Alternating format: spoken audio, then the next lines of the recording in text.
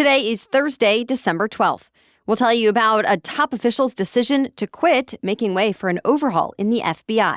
Also, why there's a new backlash over the most popular sporting event in the world. Plus, what's behind a recent increase in food recalls, which new features are now available for iPhones, and who was named Time Magazine's Person of the Year. Those stories and even more news to know next. Welcome to The Newsworthy. All the day's news in around 10 minutes. Fast, fair, fun, and on the go. I'm Erica Mandy. Thanks so much for being here. You ready? Let's do this. There's officially a shakeup coming to America's top law enforcement agency. FBI Director Christopher Wray says he plans to resign when President Biden leaves the White House, even with 2 years left in his term. Wray explained, saying it was, quote, the best way to avoid dragging the Bureau deeper into the fray. It's extremely rare for FBI directors to leave their jobs early. The 10-year term was passed in the 1970s, purposely meant to be longer than 2 presidential terms, so it would not be a position that changed with politics. Since then, only 2 directors have ever been fired. One because he used an FBI plane for personal travel, among other things, and the second under President-elect Trump's first administration because of how he handled an investigation of a political rival. That director, just like this one, also led investigations into former President Trump. And Trump made it clear he would have fired Wray, just like he did the last FBI leader, even though Trump is the one who picked Wray as a replacement. Just weeks ago, Trump said he wanted to replace Wray with Kash Patel. The former intelligence official has said he would shrink the FBI's power, close its Washington headquarters, fire its top ranks, and prosecute agents he accuses of corruption. It's still not clear if Patel will be confirmed, especially since some national security officials have come out saying he's unqualified for the job. But he's been meeting with senators hoping to shore up their support, and some have already said they're inclined to back him to ensure a fresh start for the Bureau. It turns out, under the Biden administration, the U.S. has seen its largest immigration surge in history, like even larger than the Ellis Island era boom that changed the face of America forever. The Congressional Budget Office says the total net migration from the last 4 years is expected to reach more than 8 million. And a Goldman Sachs report based on government data says during that time, about 60% of immigrants have entered illegally. When you take all arrivals into account, legal or illegal, America's foreign-born population now makes up a record 15.2% of the U.S. Critics attribute the rise to President Biden's immigration policy that's been more welcoming than Trump's. There's also been turmoil in other countries like Haiti, Ukraine, and Venezuela that have made people want to flee their home countries. Plus, Mexican drug cartels now operate more smuggler networks that have helped more people reach the U.S. southern border. What happens next is less clear. As you know, President-elect Trump has promised mass deportations and other hardline immigration policies. For example, he's spoken about wanting to reimpose travel bans, as in people from certain countries aren't able to travel to the U.S. at all. So in another new development, some schools like Harvard, Cornell, USC, and others are asking international students to return to campus before Trump is inaugurated. And they're telling students to prepare for possible delays at the border and in paperwork processing. In the last year, more than 1.1 million students from outside the U.S. were enrolled in American colleges and universities. About 20,000 people have now been forced to evacuate from their homes in Southern California. The so-called Franklin Fire has been growing in the Malibu area. At its peak, the wildfire expanded extremely fast, burning through an area larger than 5 football fields per minute, destroying homes and other buildings along the way.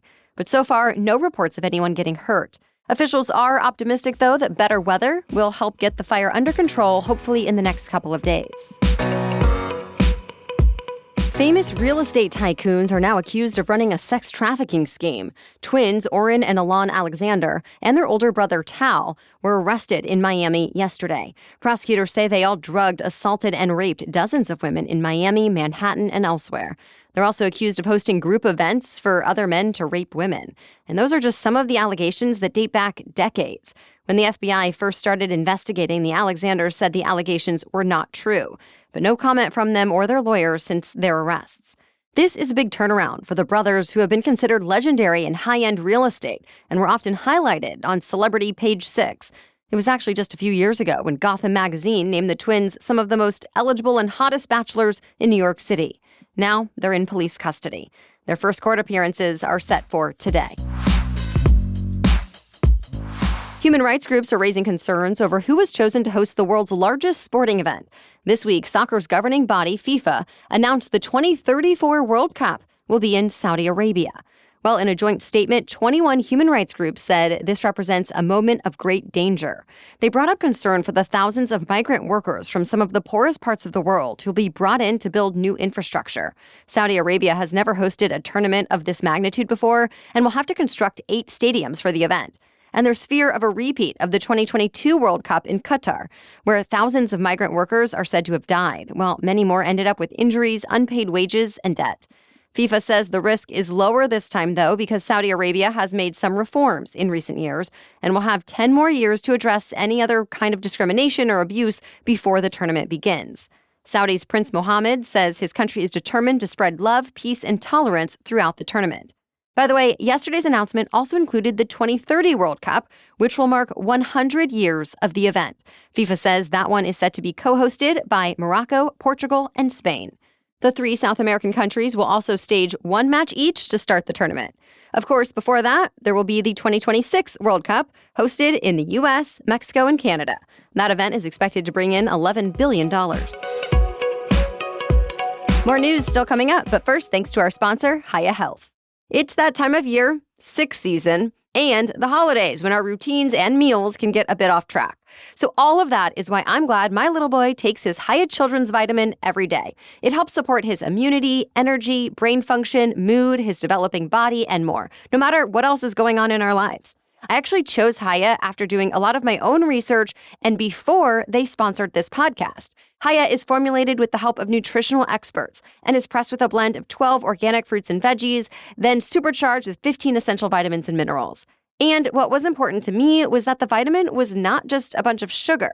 Instead, Hiya is made with 0 sugar and 0 gummy junk, and yet my little boy loves the flavor and our routine. So we've worked out a special deal with Hiya for their best-selling children's vitamin. Receive 50% off, half off your first order. To claim this deal, you must go to hiyahealth.com/newsworthy. This deal is not available on their regular website, so go to hiyahealth.com/newsworthy and get your kids the full body nourishment they need to grow into healthy adults. hiyahealth.com/newsworthy. Now back to the news. There's a new Person of the Year. This morning, Time magazine is expected to officially announce it has chosen President-elect Donald Trump. It's the second time Trump has won the title. The first time was the year he won the 2016 election. This time, Trump beat out 9 other shortlisted candidates for the title, including some of his high-profile supporters. For example, Tesla CEO Elon Musk and podcaster Joe Rogan. Trump's opponent, Vice President Kamala Harris, also made the shortlist.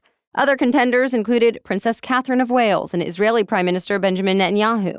Each year, Time chooses either a person, group, idea, or object that has done the most to influence the events of the year, for better or for worse. Past People of the Year have included Taylor Swift, leaders of the Me Too movement, and climate activist Greta Thunberg. Inflation went up slightly last month, though most economists were expecting it. The Consumer Price Index, aka the CPI, rose 2.7% last month as compared to a year ago. A lot of the issue is that grocery costs were up last month, especially when it came to beef and egg prices. But at the same time, there was also finally some relief in the housing market. In fact, rents rose at the slowest pace in nearly 3.5 years, and electricity costs actually went down. Overall, inflation still is not down to the Federal Reserve's 2% target, but the Fed is still expected to cut interest rates for a third straight time next week. More everyday iPhone apps can now get an artificial intelligence upgrade. Apple released its latest iOS operating system yesterday, the first to work with the company's AI software, Apple Intelligence. Some new features include AI image generation that's available in Messages, and there's an emoji generator that can create new emoji based on text prompts.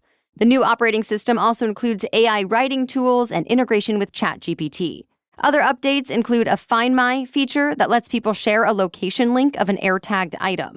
iOS 18.2 is available for iPhone 11 and later, though the AI features are only compatible with the new iPhone 16s and iPhone 15 Pros. And Android users don't have to feel left out. The latest operating system for Android phones, Android 16, has been in developer mode for a few weeks and is expected to be released widely in the first half of next year. Like the iPhones, Androids can expect more artificial intelligence, with Google Gemini powering AI on Android devices. One of the greatest football coaches in NFL history has a new job in college. Six-time Super Bowl champion Bill Belichick has agreed to become the new head coach at the University of North Carolina. It's the first time Belichick will coach in the college ranks after coaching a record 49 straight years in the NFL. And most NFL observers expected him to take a pro job so he could chase the all-time wins record for a coach. But Belichick says he has always wanted to coach college since he grew up around it. Now he has a 5-year deal with the Tar Heels. Reports say it's worth $50 million. Belichick recently said if he were to run a college team, he would treat it like a pipeline to the NFL. Well, that's it for the main news today, so now it's time for Thing to Know Thursday. But first, a quick break for our sponsor. Give yourself the gift of smelling and feeling great this holiday season with Lumi deodorant. Look, I've tried a lot of different deodorants, and hands down, Lumi is my favorite. In fact, since learning about Lumi, I've continued to buy it with my own money, despite them sponsoring this podcast, because it truly is my go-to. And it's nice to know that Lumi is safe to use anywhere on your body. I especially appreciate that Lumi does not just mask odor with fragrance. Instead, Lumi is formulated and powered by mandelic acid to stop odor before it starts. It's clinically proven to block odor all day and control odor for up to 72 hours. And Lumi's starter pack is perfect for new customers. It comes with a solid stick deodorant, cream tube deodorant, 2 free products of your choice like mini body wash and deodorant wipes, and free shipping. As a special offer for listeners, new customers get 15% off all Lumi products with our exclusive code. And if you combine that 15% off with the already discounted starter pack, that equals over 40% off their starter pack. So use code NEWSWORTHY for 15% off your first purchase at LumiDeodorant.com. That's code NEWSWORTHY at LumiDeodorant.com. Please support our show and let them know we sent you. Now back to Thing to Know Thursday.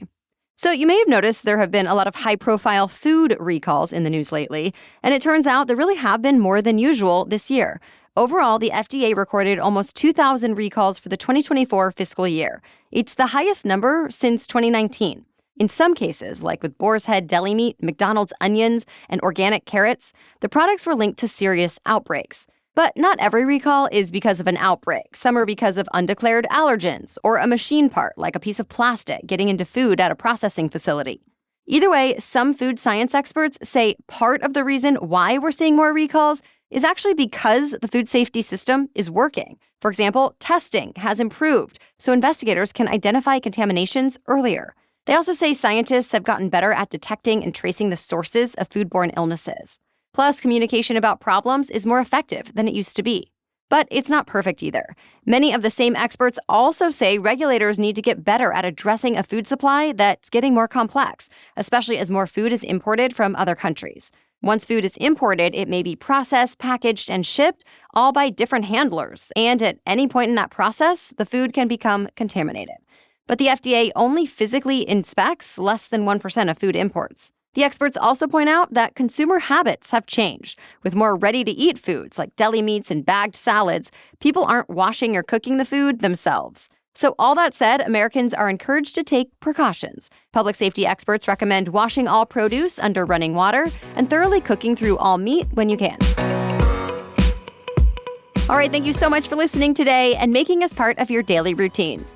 We'll catch you up on more news to know tomorrow. Until then, have a great day.